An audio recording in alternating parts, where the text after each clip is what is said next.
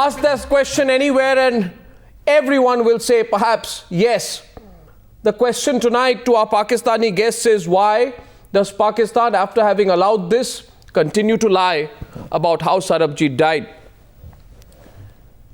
From Lahore, Admiral Javed Iqbal; from Islamabad, Ahmad Raza Kasuri; and Barrister Zafarullah Khan. Ahmad Raza Kasuri is a senior advocate in the Pakistan Supreme Court. Barrister Zafarullah Khan is senior advocate and president of the Watan Party. From Chandigarh, leader of the opposition, Congress leader Sunil Jakar. Naresh Gujral of the Shiromani Akali Dal. Mahesh Jethmalani, senior advocate of the BJP, and Aryaman Sundaram, senior advocate of the Supreme Court. Thank you very much. Gentlemen, my first question is to our guest in Pakistan, Ahmad Raza Kasuri in Islamabad. Mr. Kasuri, I am shocked and surprised that your government statement today says that Sarabjit Singh died in a scuffle. In other words, a fight. When it is a known fact that he was attacked and murdered, what is the Pakistan government embarrassed about to admit that he was murdered in a Pakistani jail? Why are they using the word scuffle?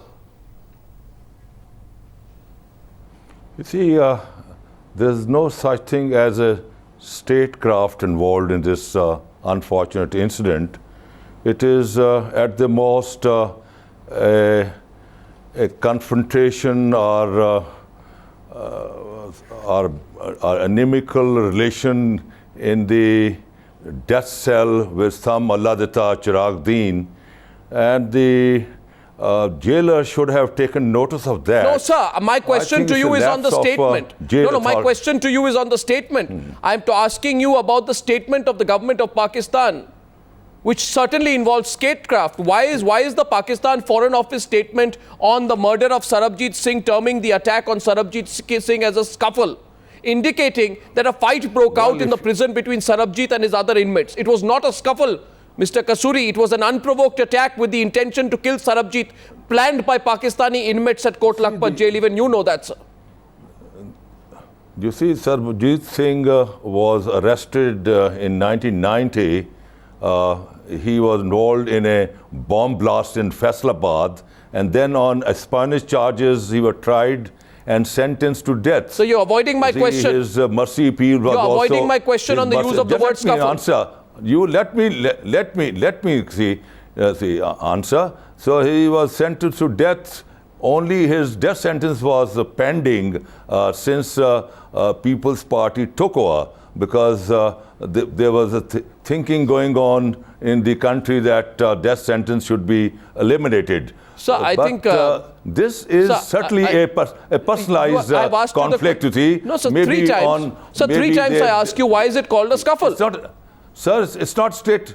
No, is it a scuffle? Statecraft is not involved. Of course, statecraft is involved in the description. Scuffle, that's right. Sir, no. Statecraft is involved in the description of the incident.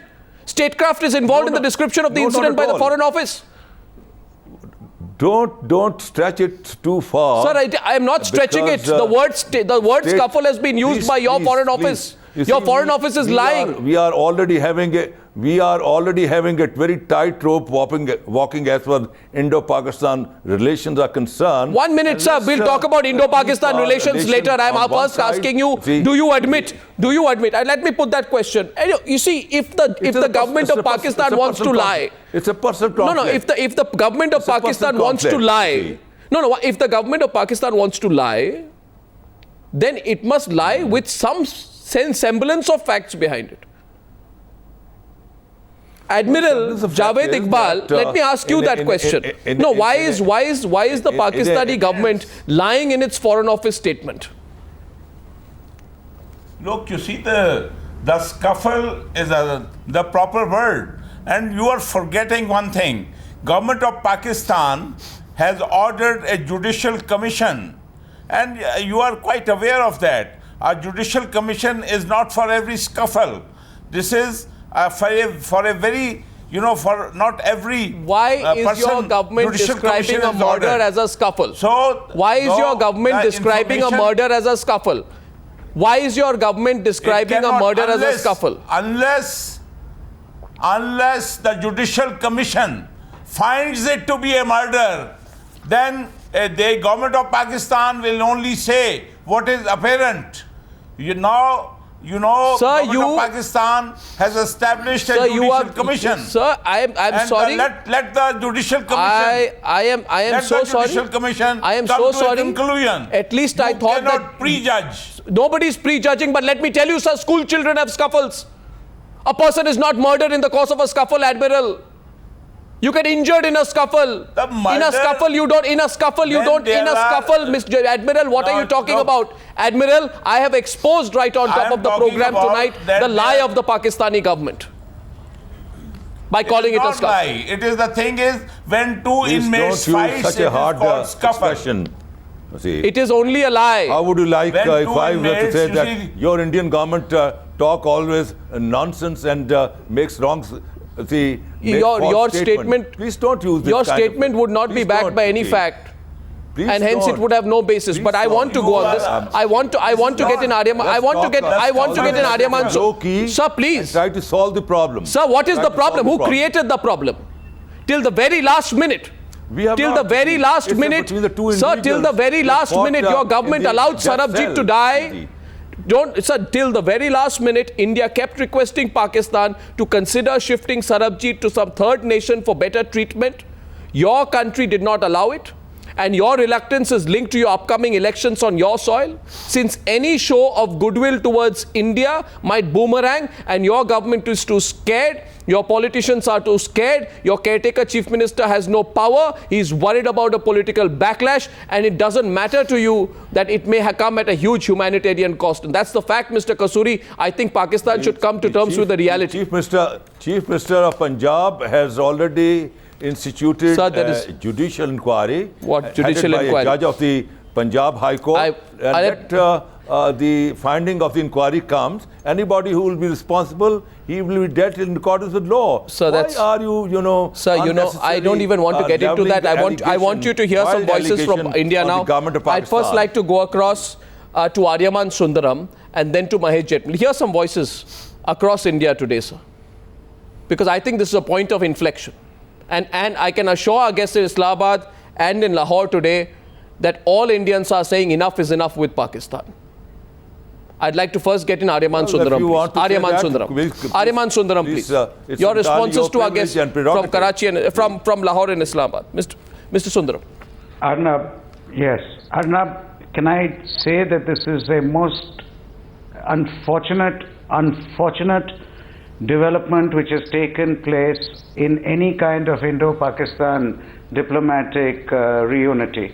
I am very sorry to say that the attitude which has been shown before, during and after has really been a great deterrent to any kind of putting a hand out towards some kind of diplomatic coming togetherness.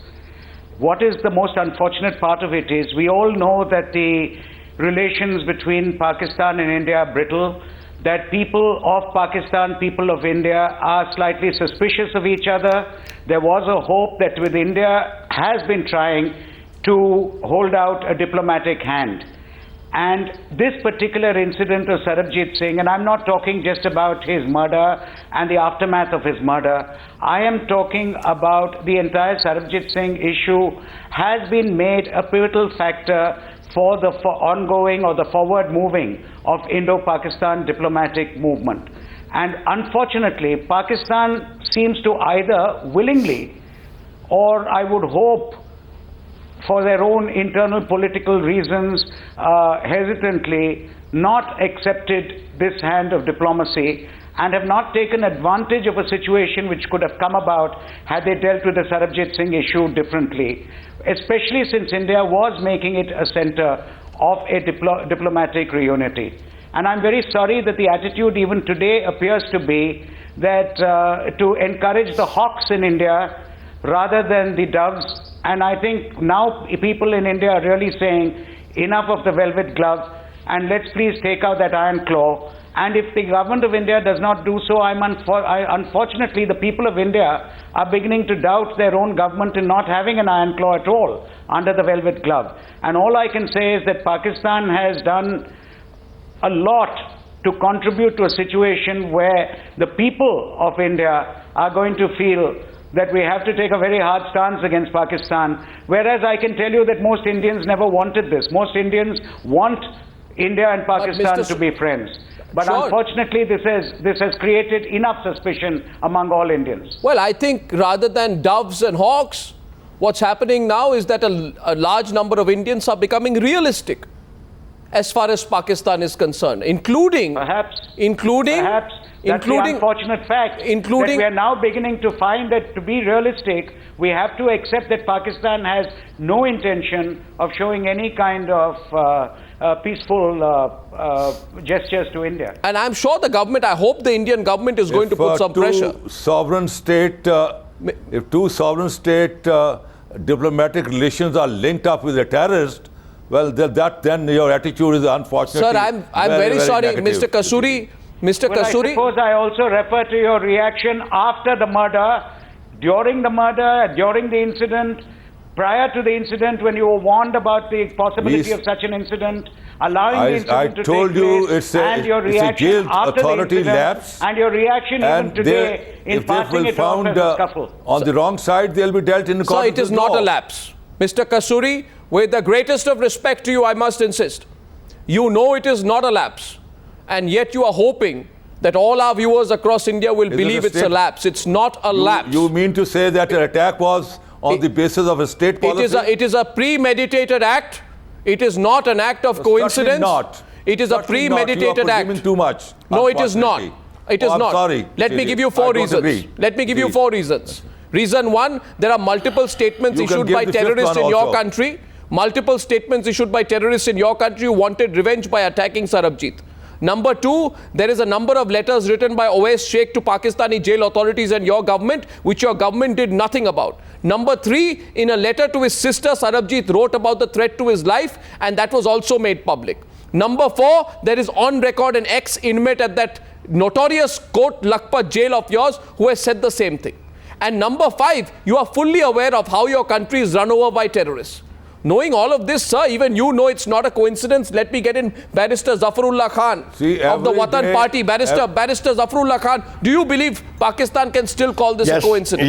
Yes. Can Pakistan still call it a coincidence? The situation.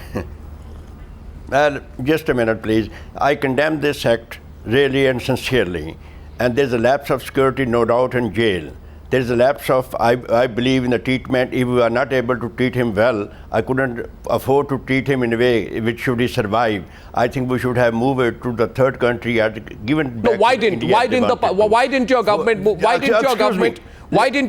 when India kept requesting, let him come back? My question to you once, so why did your government not allow him to die in India? Yes, that was true. It should have been shifted to India. The third thing, we are ignoring a lot of things in here, because I will give you the legal situation as well. He was no doubt, his death sentence was commuted 2012 to life imprisonment, and he has already served the life imprisonment, which is 22 years and above. And I think he should have been released, but unfortunately Indian High Commission was ignorant of it, and his council was ignorant of it. Otherwise this might not happen at all, because you should have the proper information. This lack of information, lack of information on both sides, which has created this incident. Now question is, why should we let him go? Please, I believe if in Pakistan we didn't have that treatment available, so there is no harm. So why didn't your government let him go? Why did your government not allow him to die in India? Simple. Why aren't you frank with me tonight? No, I didn't want him to hold them back in Pakistan. But why was he held back? I'm always saying that. Why was he held back? No, look. There is a lack of information on part of Indian Commission. No, sir, absolutely not. He should have. No, absolutely not, sir. Absolutely not. The High Commissioner met the Pakistan Foreign Secretary and urged the government to immediately release Sarabjit on humanitarian and sympathetic grounds so that he can get best available treatment in India. Yeah, I said a thing before, you just ignored it. I said his sentence was commuted, life imprisonment. He has already served it. He should be allowed to go. Why was he not allowed to go? No, why was he not allowed to go? What is the point that you were making? You see, what is the point that Pakistan was making? Okay, just a minute. If you think the council should have known it, the Indian High Commission should have known that this is the situation, they should have applied according to the Supreme Court of Pakistan. They did apply, and they did apply, sir.